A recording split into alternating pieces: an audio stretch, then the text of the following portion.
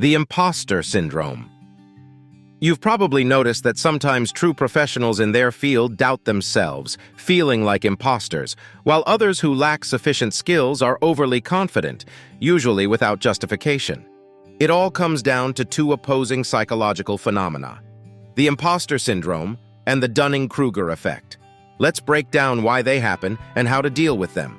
And if you dig our psychology videos, subscribe to the channel and smash that like button. The imposter syndrome is a psychological phenomenon where someone is convinced of their own incompetence.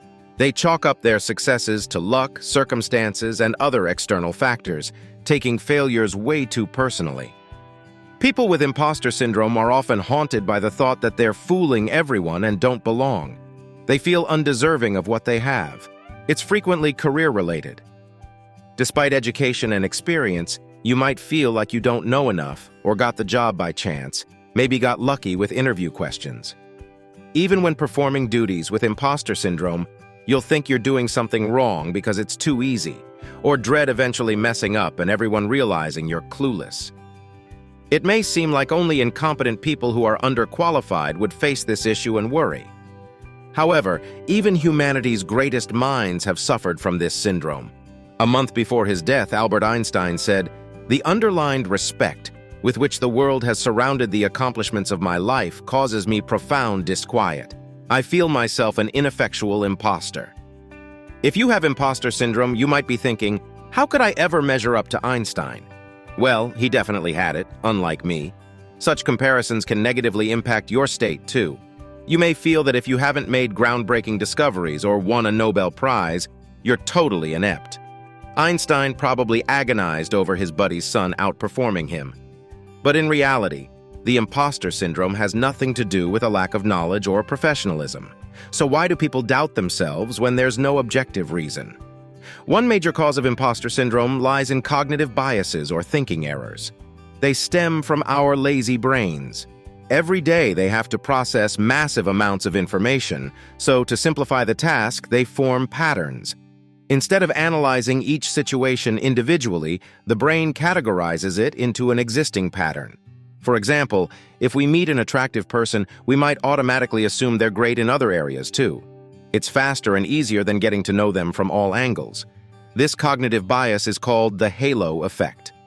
Thinking errors help us make swift decisions and act more efficiently. However, they can also cause us to act irrationally to our own detriment.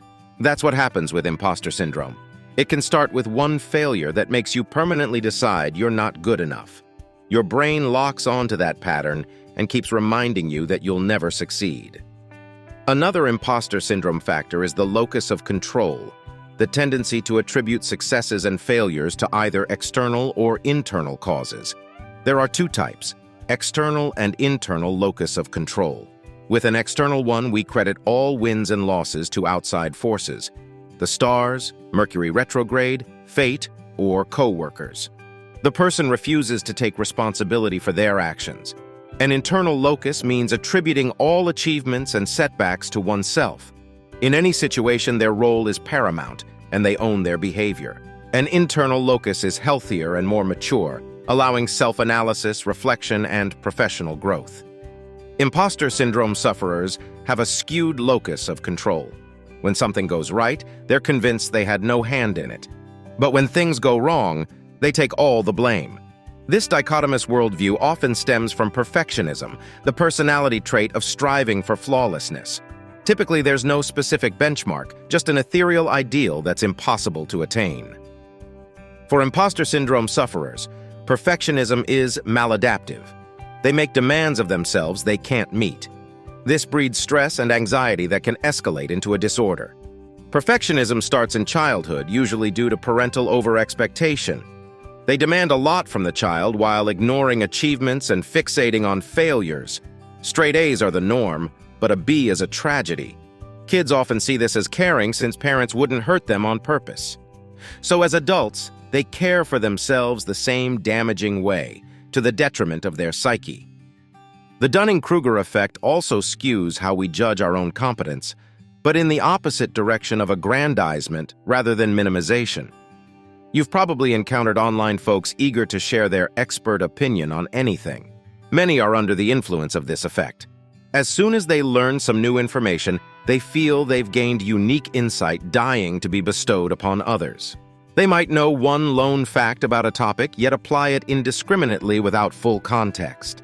They'll make mistakes but be oblivious precisely because their qualification is lacking. Unable to analyze their errors, they develop an inflated sense of ability. They also assume others see them the same laudatory way, further boosting misplaced confidence and self-esteem. But delving deeper might spur self-doubt, a root of imposter syndrome. The more you know, the more aware you are of what you don't. The Dunning-Kruger Effect, like imposter syndrome, arises from cognitive biases. But here, people baselessly believe they're always right and know better than anyone else.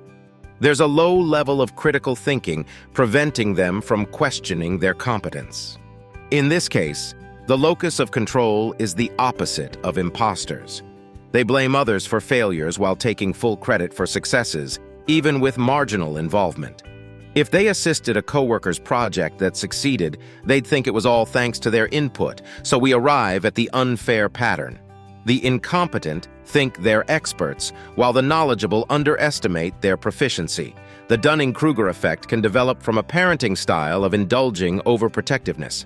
The child is the family's center, with all members scrambling to satisfy their every whim and fancy. Lavishing them with praise for the smallest things instills the delusion of infallibility. Of course, building self-confidence is crucial, but it's equally important to explain that mistakes are normal and teach healthy responses to them. With indulging overprotectiveness, kids internalize the notion they're perfect and never err. This can severely stunt development and negatively impact their entire life. People likely won't coddle them as adults, setting them up for a jarring reality check they're unprepared for. Furthermore, such individuals often grow up to be dependent, lacking self-analysis skills and prone to cognitive distortions like the Dunning-Kruger effect. To start overcoming these psychological phenomena, you must first acknowledge their grip on you. If you realize you're under the Dunning-Kruger effect, you've already won half the battle. Next is developing critical thinking, questioning and verifying seemingly incontrovertible information while monitoring the automatic thoughts driving cognitive errors and biases. Imposter syndrome is trickier. Here, it's vital to convince yourself that negative self-perceptions and destructive mindsets have no basis in reality. Objectively assess your competence. Write down all your achievements. Solicit an outside perspective if needed. Maybe you downplay your skills, assuming anyone could do your job. An external view is more impartial. It's also crucial to learn tolerating mistakes. They expose our flaws so we can improve. So do you ever feel like an imposter, or are you an underappreciated genius? Let us know in the comments.